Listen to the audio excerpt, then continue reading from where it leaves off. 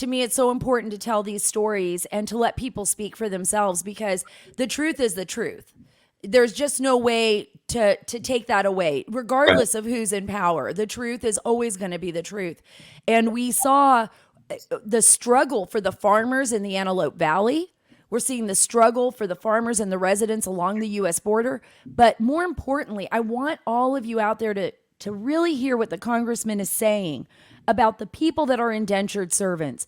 For those of you who think, oh, well, it doesn't matter. There are so many innocent people that are coming because they're coming from places, well, of course, that's tough. They're coming from countries where maybe they don't see a future and they want to come to America. I agree. America is the greatest nation on earth.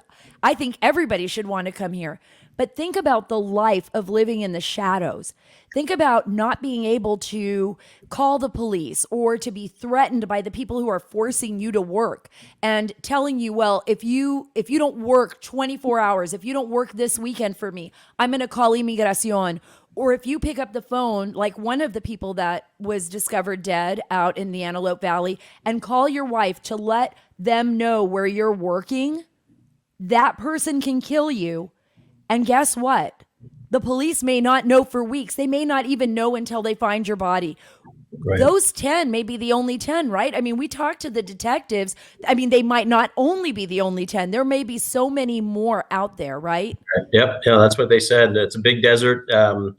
And part of the problem is when it starts off as a small operation, there's not that much risk, there's not that much reward, even though the risk is pretty low. But the reality is now, because of the scale of these things and the amount of money, $10 to $15 billion is a lot of money. Now the reward is very high, and the risk is still relatively low. Although we can talk about what's been going on the ground in the last 2 weeks. We've been making good progress.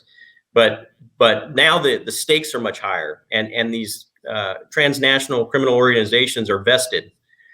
So they are getting more brazen. They are getting more aggressive with the local constituents, and they're going to take actions here. And my biggest fear is we're going to lose an innocent civilian American life to these organizations that didn't exist in our neighborhoods just a couple of months ago, right? And this is why I'm fighting this fight.